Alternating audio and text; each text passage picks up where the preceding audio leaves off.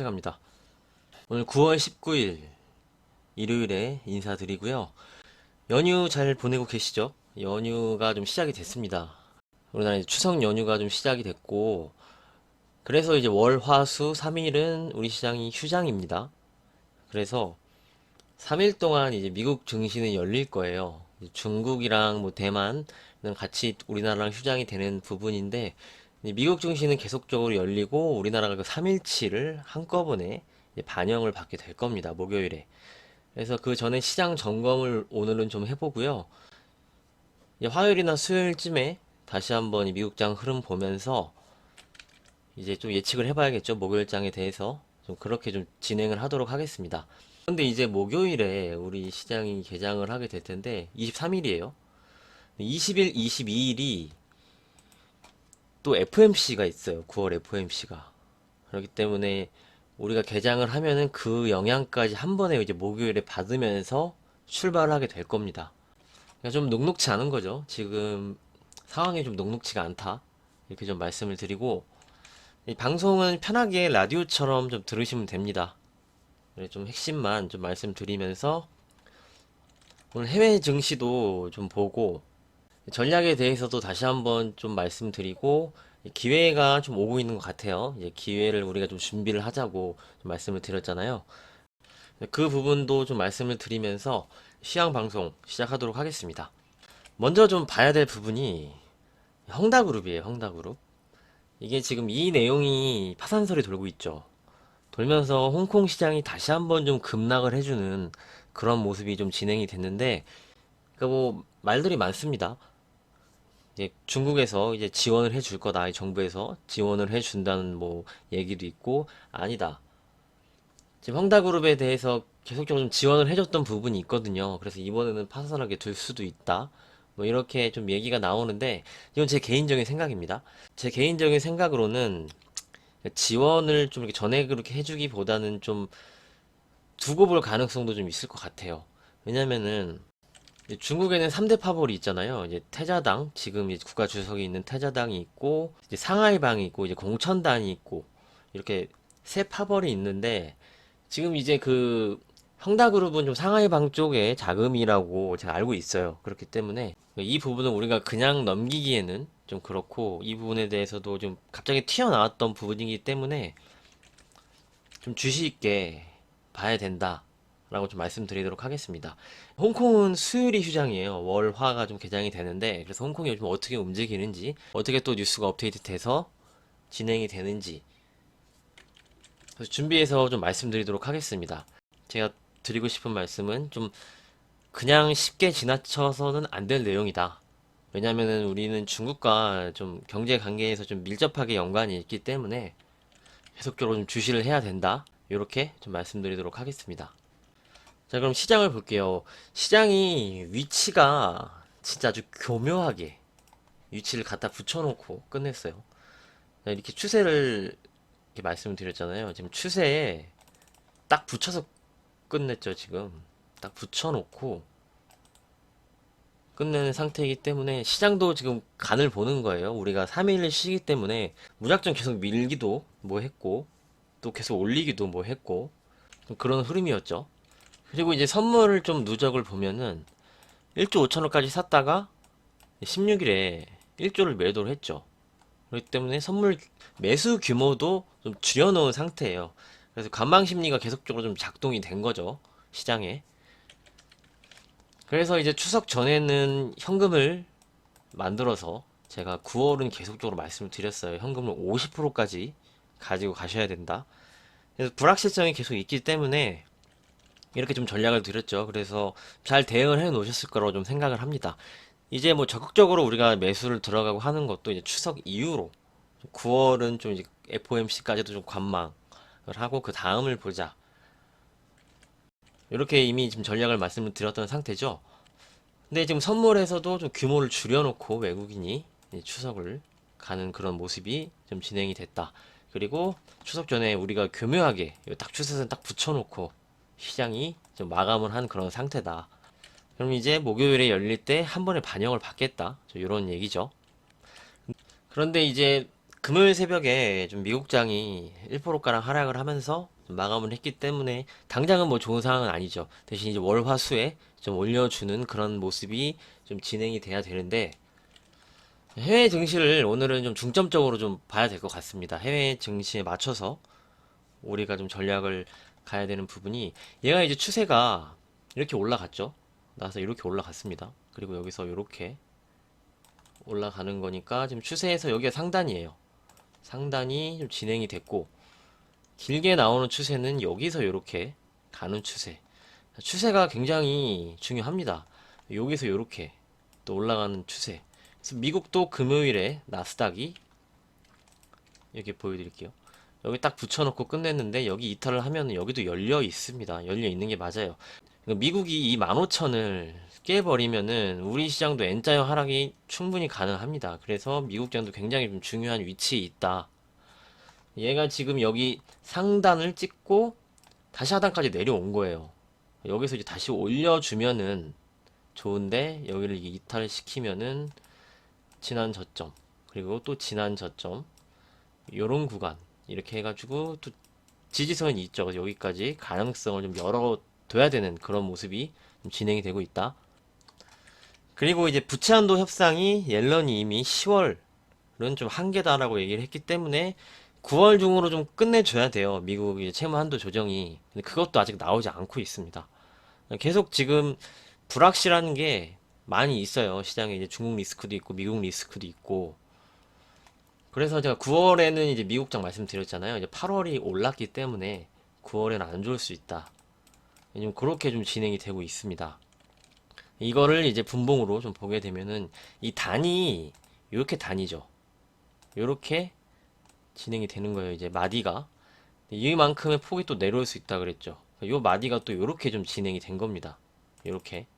그러니까 요 마디가 있었고 요 마디를 이탈하니까 다시 이만큼의 폭의 마디가 좀 진행이 됐는데 금요일에는 여기를 깨버렸어요. 그렇죠. 깨면은 최대 하락폭이 이 큰 마디가 또 생기는 거거든요. 그럼 이렇게 또 큰 마디가 생기는 거거든요. 요만큼 요만큼 이렇게 좀 진행이 되지 않아야 되는데 굉장히 미국도 지금 불확실한 위치에 놓여 있는 상태다. 마냥 지금 증시에 좋은 흐름이 아니다. 라고 미국장에 대해서 좀 말씀을 드리고요. 이제 다음으로 좀 홍콩 좀 볼게요. 항생인데 저는 지금은요 미국보다 홍콩이 더 중요하다고 좀 생각을 해요. 얘가 여기서 이중 바닥을 만들고 좀 추세는 하락 추세예요. 그렇죠? 하락 추세인데 이중 바닥을 만들고 21선을 탔어요. 그러면서 여기서 이렇게 좀 돌리려고 자세를 만들고 있었거든요. 자세를 좀 만들고 중국 증시도 좋았잖아요. 상해 종합 증시도 좀 좋았고 그래서 이렇게 좀 올라가려고 했는데 갑자기 헝다그룹 리스크가 나오면서 또 폭락을 해버렸어요. 그 다음에 지금 전저점에 또 와 있죠. 얘도 여기를 이탈을 시키면은 굉장히 좀 골치가 아파집니다. 이때는 막 이렇게 폭락할 때는 우리가 좀 영향을 덜 받았는데 여기를 정말 홍콩이 깨고 내려간다고 하면은 우리 시장도 영향을 이때는 정말 받을 수 있다. 엔자의 하락도 가능하다. 이렇게 좀 말씀드리도록 하겠습니다. 그래서 지금 나스닥보다 홍콩이 더 좀 위태위태한 상태이기 때문에 홍콩이 더 중요하다. 이 헝다그룹 리스크가 어떻게 좀 풀려가야 되는지 그 부분도 좀 주의 있게 좀 봐야 되기 때문에 이렇게 좀 말씀을 드리고요.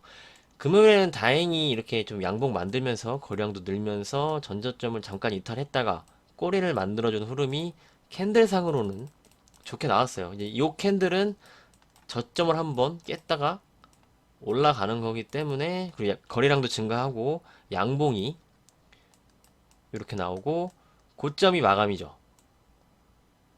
그러니까 마감을 고점으로 딱 끝내놨기 때문에 마감은 정말 괜찮게 했어요. 이제 다시 또 상승 쪽으로 해주게 좀 마감은 했지만 이제 우리 연휴 동안에 또 어떻게 움직이는지 좀 중요하겠죠. 지금 상황으로 봤을 때는 월요일에 우리 시장이 열렸으면은 하락했을 거예요. 그런데 다행히 휴장이기 때문에 그 3일치를 반영을 받기 때문에 그 동안 홍콩이나 홍콩 월화 그리고 이제 미국이나 좀 반등을 다시 해줘서 하락 추세를 좀 다시 벗기는 흐름이 좀 진행이 되면 좋겠다. 그러면은 우리 시장이 하락하지 않고 이제 상승을 할 수 있는데 얘네가 이제 이 추세대로 그냥 추가적으로 더 하락을 한다 하면은 목요일에는 우리 시장이 굉장히 안 좋을 수 있습니다. 그렇죠. 그래서 해외 증시가 지금 이런 흐름이 좀 진행이 되고 있다. 이렇게 좀 말씀드리도록 하겠습니다. 좀 우리 시장으로 돌아와서 이제 국내적인 얘기를 좀 말씀을 드릴게요.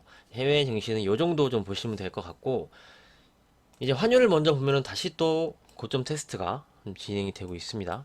이게 지금 달러가 다시 한번 좀 상승을 해주고 있어요. 미국 달러 인덱스가. 여기 보시면은 이렇게 하락을 했다가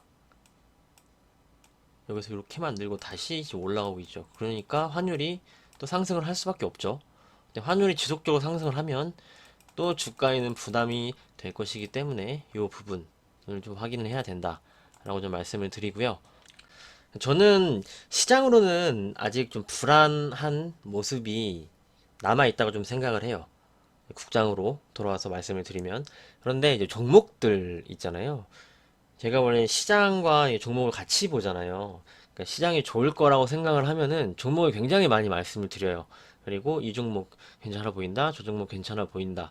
이렇게 말씀을 드릴 텐데, 최근에 막 종목을 많이 말씀드리지 않았어요. 그리고 뭐 낙폭과대 심한 거 뭐 하나, 그리고 뭐 친환경 쪽으로 접근하셔야 된다. 이런 정도밖에 말씀을 드리지 않았는데, 지금은 종목별로는 굉장히 뭐 낙폭이 심해서 우리가 좀 이제 이제 정도는 좀 들어가 봐야 되나 라는 종목이 좀 생기고는 있어요.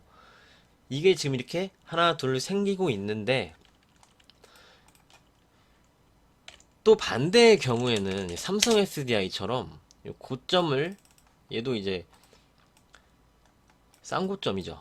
쌍고점 만들고 이렇게 밀리는 종목들, 고점에 있는 주식들이 이렇게 밀리는 종목들이 진행이 되고 있어요. 고점에 있는 거는 접근을 하시면 안 됩니다.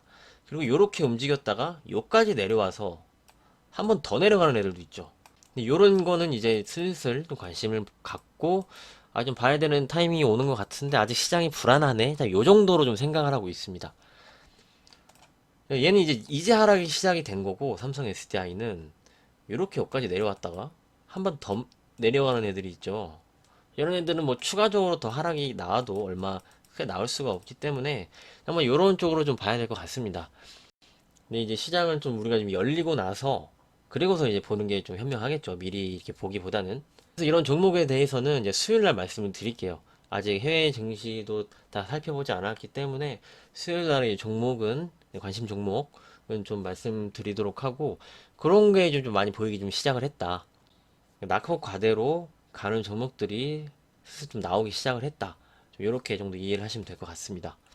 그리고 이제 한국조선해양에 대해서 코멘트를 드리면, 한국조선해양은 제가 미리 말씀을 드렸어요. 현대중공업이 상장이 되면은 이 종목을 가지고 있을 이유가 없습니다. 그렇죠? 그래서 지금 매도가 나온 거예요. 현대중공업을 사지 한국조선해양을 사서 이 지주사 쪽으로 중간 지주죠. 간접 투자를 하지 않을 거예요, 분명. 그렇죠. 그래서 그 물적 분할 리스크가 생기면서 하락이 나왔던 거잖아요. 셀 기업들이. 그런 거랑 좀 비슷하게 보시면 됩니다. 지금 이 상태에서는. 그래서 뭐 단기간 낙폭과대로 이제 들어간다? 좀 저는 이제 권해드리지 않는 상태니까 좀 그렇게 좀 보시면 될 것 같습니다. 그럼 이제 시장 전략에 대해서 좀 말씀을 드릴게요. 앞서 뭐 반영이 될 거다 뭐 이런 부분은 좀 말씀을 드렸고요. 저는 시장이 하락을 하면 기회라고 생각을 합니다. 이제 그 하락의 좀 강도를 봐야 되는 거죠. 여기서 지금 저점을 높이는 형태의 이중바닥이 진행이 되고는 있는데, 여기를 이탈을 시키면은 N자형의 하락이 가능하다고 했죠. 근데 제가 처음에 이때 하락할 때 말씀드렸던 게, 우리 시장의 하락의 최대 목표치는 3000포인트 잠깐 이탈하는 정도다. 하락이 많이 나오면은 정말 이렇게 좀 말씀을 드렸어요. 그렇기 때문에 N자형으로 하락을 하면은 그런 목표치가 좀 나오는 거예요. 그럼 이제 홍콩이나 미국에 무슨 일이 있어야겠죠. 미국이 15,000포인트 나스닥이 깨거나 홍콩이 전저점을 깨고 막 내려가면서 추가적으로 마디가를 만들면서 하락을 할 때, 그러면 우리가 한 3,000포인트 한번 깰 수도 있다고 좀 봅니다. 저는 이런 거는 기회라고 생각을 해요.